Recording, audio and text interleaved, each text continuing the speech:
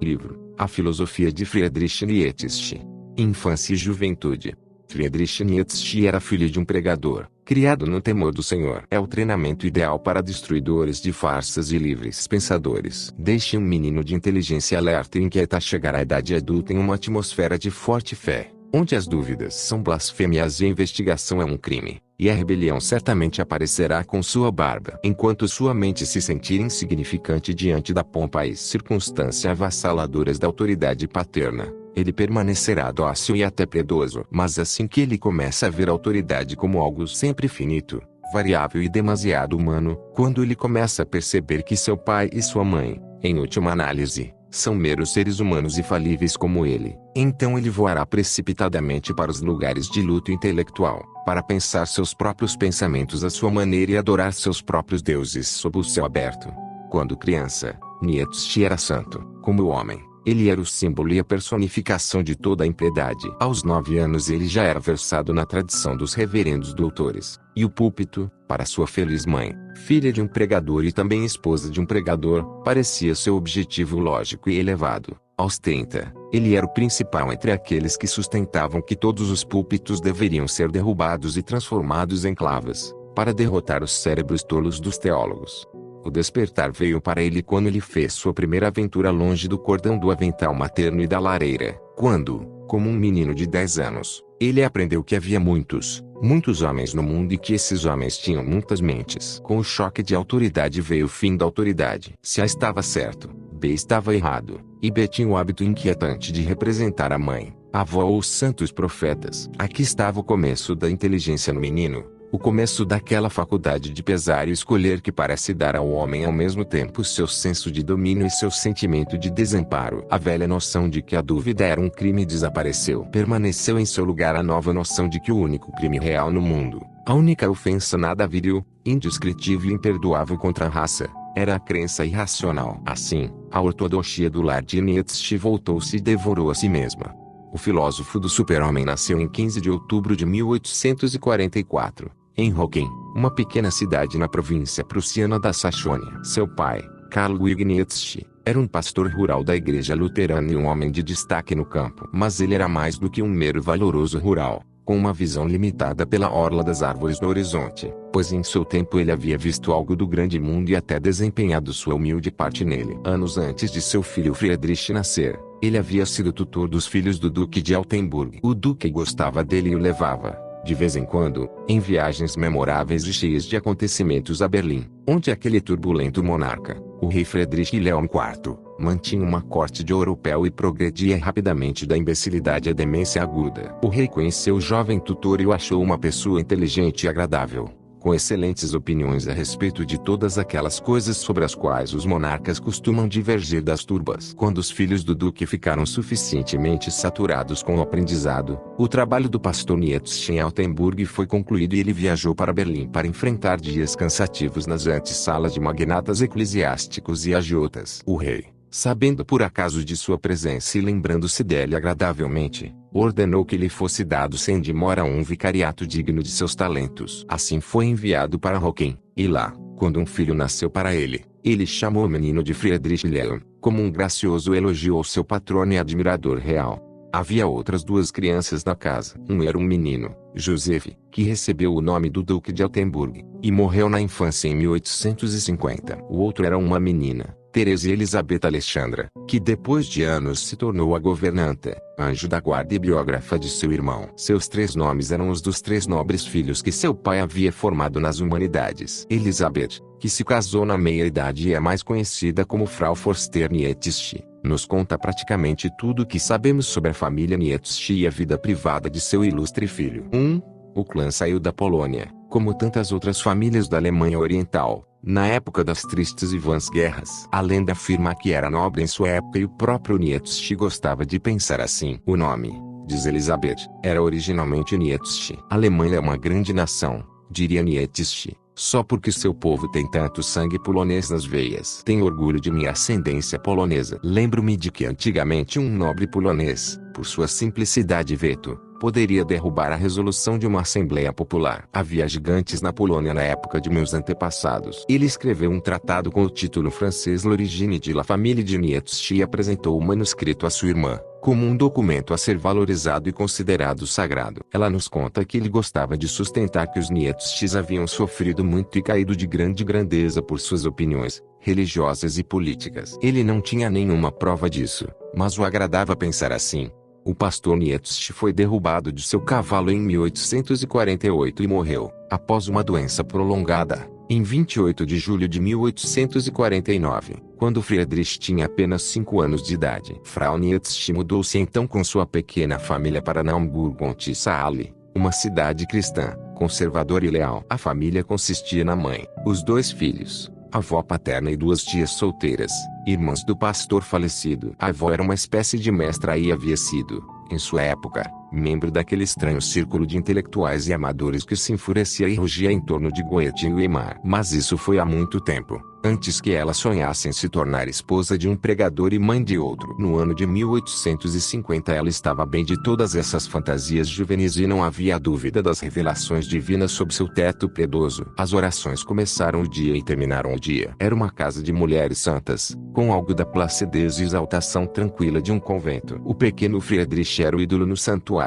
Era a esperança de todos que ele se tornasse um homem ilimitadamente nobre e incrivelmente bom. Mimado assim, o menino encolheu-se ao toque da mão áspera do mundo. Sua irmã nos conta que ele não gostava dos meninos maus da vizinhança, que roubavam ninhos de pássaros, invadiam pomares e brincavam de soldados. Apareceu nele uma peculiar meticulosidade que ia contra os mais caros ideais do jovem saudável. Seus colegas de escola, com escárnio, o chamavam de o pastorzinho e se deliciavam em emboscá-lo e descarregar sobre ele seu humor grotesco e bárbaro. Gostava de flores, livros e música e quando ia para o exterior era para passeios solitários. Ele sabia recitar e cantar e conhecia a Bíblia tão bem que era capaz de disputar sobre seus mistérios. Ao pensar nele, disse um antigo colega de escola anos depois, sou irresistivelmente forçado a pensar no Jesus de 12 anos no templo. A criança séria e introspectiva, com sua polidez digna, de sua irmã, parecia tão estranha para os outros meninos que avanços amigáveis de ambos os lados estavam fora de questão.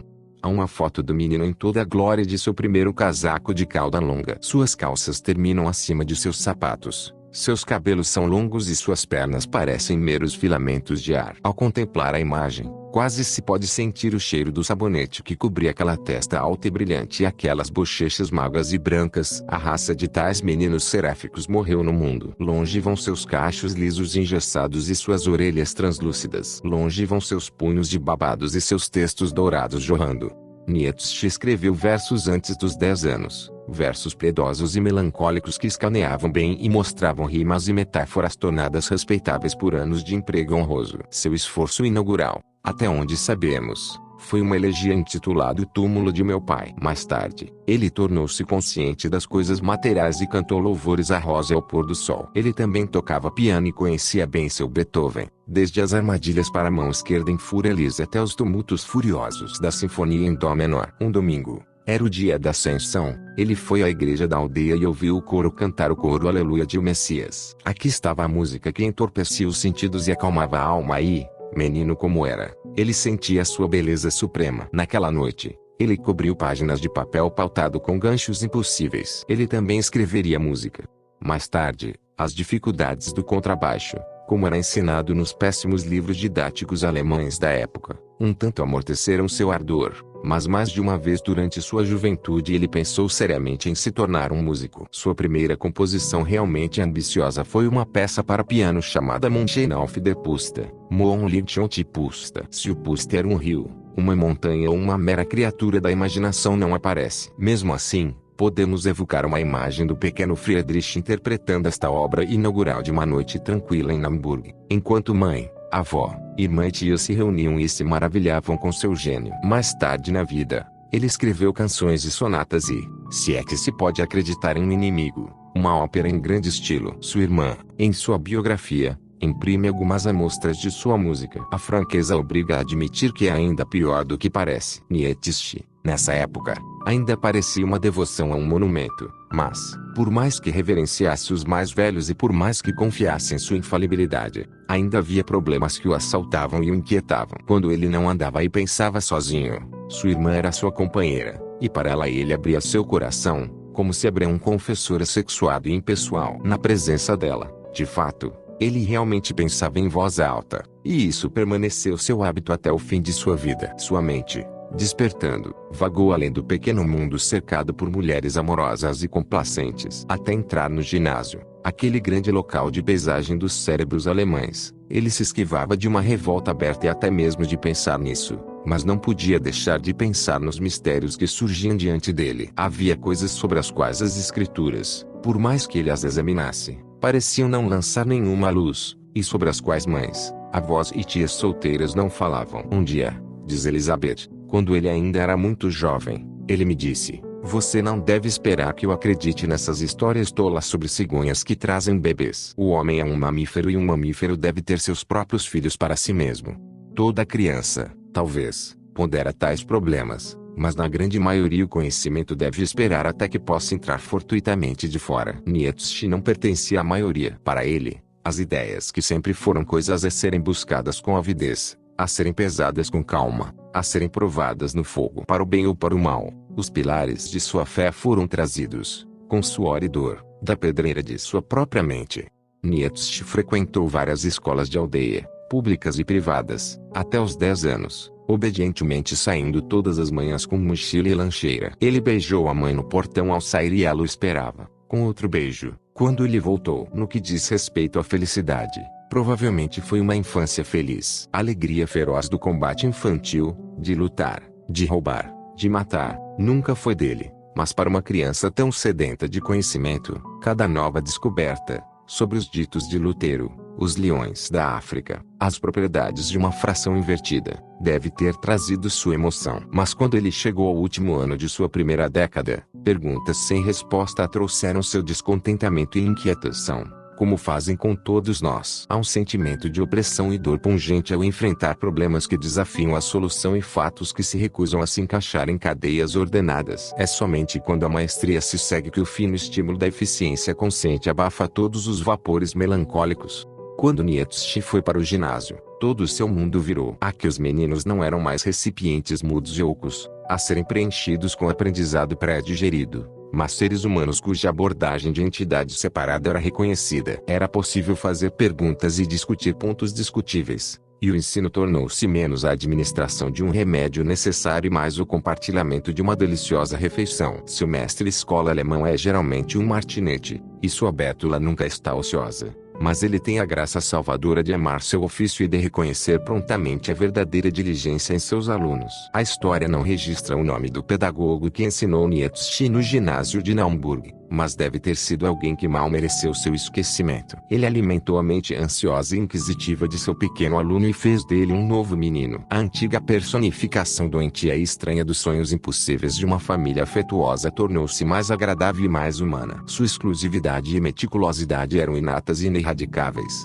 talvez, pois permaneceram com ele, em certo grau, por toda a vida. Mas sua sede de conhecimento e desejo de disputa logo o levaram à descoberta de que havia outros meninos que valia a pena cultivar, outros meninos cujos pensamentos, como os dele, se elevavam acima da contravenção e das brincadeiras. Com 2 deles formou uma amizade rápida, e eles estavam destinados a influenciá-lo muito até o fim de sua juventude. Eles organizaram um clube de cultura mútua, deram ele o nome sonoro de Der Literarische Vereinigung Germania, Associação Literária Alemã, e elaboraram um elaborado esquema de estudo. Uma vez por semana havia uma reunião, na qual cada um dos 3 submetia um ensaio ou uma composição musical ao escrutínio crítico dos demais. Eles entraram na água profunda. Uma semana eles discutiram a infância das nações e, depois disso, o elemento demoníaco na música, Napoleão III e fatalismo na história. Apesar de sua louvável seriedade, este programa causa um sorriso, assim como a transformação do pequeno e bem arrumado Nietzsche que observamos no longo e magro Nietzsche de 14 anos, com um anseio pela companhia de seus companheiros e uma voz começando a ficar comicamente duro e profundo,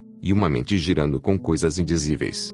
Nietzsche foi um aluno brilhante e espetacular e logo ganhou uma bolsa de estudos em Pforta, uma famosa e antiga academia preparatória não muito longe dali. Pforta, naqueles dias, Tinha uma dignidade comparável à de Eton ou Harrow. Era uma ótima escola, mas a tradição a dominou. Combates violentos entre sábios amadores não eram encorajados. Era um lugar para os cavalheiros aprenderem Euclides e as línguas de maneira decente e cavalheiresca, e não uma arena para desajeitados filósofos do campo se exibirem. Tornou-se um franco rebelde e deleitou-se em elaborar e contestar as doutrinas dos doutores eruditos. Ele elaborou uma série de epigramas sob o título de Idem e pensou tão bem neles que os mandou para casa, para surpreender e alarmar sua mãe. Alguns deles exibiam uma notável faculdade de expressão concisa, como, por exemplo, guerra gera pobreza e pobreza gera paz, enquanto outros eram apenas representações opacas de pensamentos meio formados. Começou a acreditar na própria astúcia mental, com uma sinceridade que nunca o abandonou, e, como prova triunfante disso, elaborou uma série de silogismos destinados a fazer murchar e morrer a saudade. Assim, ele lutou com os problemas da vida como os olhos de seu menino os viam. Tudo isso foi um bom treinamento para o filósofo, mas deu inquietação aos professores de Pforta. Nietzsche tornou-se um pouco seguro de si e arrogante demais para a disciplina. Parecia-lhe uma perda de tempo lutar com os estudos que todo filho de barão imbecil e futuro guarda procurava dominar. Ele negligenciou a matemática e entregou-se à divisão de cabelos dos eleatas e dos pitagóricos, dos sofistas e dos céticos. Ele pronunciou sua grande maldição e anátema sobre a geografia e não aceitou nada disso. O resultado foi que, quando foi para o exame final, ele se contorceu e se debateu miseravelmente e chegou a um ás de ser obrigado a trabalhar mais e mais diligentemente com seus livros. Apenas seu notável domínio da língua alemã e seu vasto conhecimento da doutrina cristã, legado de sua piedosa infância, o salvaram. O velho Nietzsche, o queridinho da mãe de Naumburg, era agora apenas uma lembrança. O Nietzsche que subiu a Bonn era um jovem com um toque de cinismo e não pouco disposto a lançar seu escárnio contra a jurisprudência do mundo. Um jovem com arrogância, bigode brotando e uma cabeça cheia de ideias violentamente novas. Ideias sobre tudo sob o sol. Nietzsche entrou em Bonn em outubro de 1864, quando tinha apenas 20 anos. Inscreveu-se como estudante de filologia e teologia, mas esta última foi uma mera concessão à fé e à tradição familiar, feita a contragosto e, depois do primeiro semestre, os reverendos doutores em exegética já não conheciam. No início, ele achou a universidade um lugar encantador e seu povo encantador. As salas de aula e cervejarias estavam cheias de jovens alemães como ele, que debatiam os feitos de Bismarck, compunham elogios a Darwin, cantavam canções rabelaisianas em péssimo latim, criavam cães, usavam fitas em suas bengalas, travavam duelos e bebiam canecas ilimitadas de cerveja pálida. Na juventude de todo homem, surge nele um súbito desejo de ser um bom sujeito, ser Bill Ogden para multidões e tornar-se uma lenda com Sir John Falstaff e Tom Jones. Essa loucura melancólica tomou conta de Nietzsche durante seu primeiro ano em Bonn. Ele frequentava os teatros e posava como um conhecedor de ópera bouffe, licor de malte à forma feminina divina. Ele fazia passeios a pé pelos estudantes e esculpia seu nome nas mesas mutiladas das pousadas do interior. Ele se juntou a um corpo de estudantes, comprou-lhe um boné e abriu uma loja como um sujeito do diabo. Sua mãe não era pobre, mas não podia arcar com os gastos que esses empreendimentos ambiciosos exigiam. Friedrich esgotou sua mesada e a boa mulher, sem dúvida, chorou por isso, como as mães fazem, e se perguntou como o aprendizado era tão caro. Mas a reação inevitável se seguiu. Nietzsche não foi projetado pela natureza para ser um herói de tavernas e galpões de duelo. A velha meticulosidade se afirmava, aquela esquisita e doentia meticulosidade que, em sua infância, o separara dos outros meninos estava destinada, durante toda a sua vida, a fazê-lo recuar do contato muito íntimo com seus semelhantes. O toque da multidão o enojava, tinha um medo quase insano de se rebaixar. Todo esse sentimento havia sido obscurecido por algum tempo, pelo estranho encanto de novas delícias e novos companheiros, mas no final, o sombrio fendeiro de fantasias triunfou sobre o veado universitário. Nietzsche se demitiu de seu corpo estudantil, queimou suas bengalas, renunciou ao fumo e à farra e se despediu de Johann Strauss e Offenbach para sempre. Os dias de sua juventude, de suas brincadeiras alegres e despreocupadas, terminaram. Dali em diante, ele era todo solenidade e toda seriedade. Dessas primeiras experiências, de sua irmã, permaneceu com ele uma aversão vitalícia a fumar, beber cerveja e toda a Biergemütlichkeit. Você pode encontrar uma tradução gratuita em sua casa de fraternidade local, DMR. Ele manteve que as pessoas que bebiam cerveja e fumavam cachimbo eram absolutamente incapazes de compreendê-lo. Essas pessoas, pensava ele, Careciam da delicadeza e clareza de percepção necessárias para compreender problemas profundos e sutis.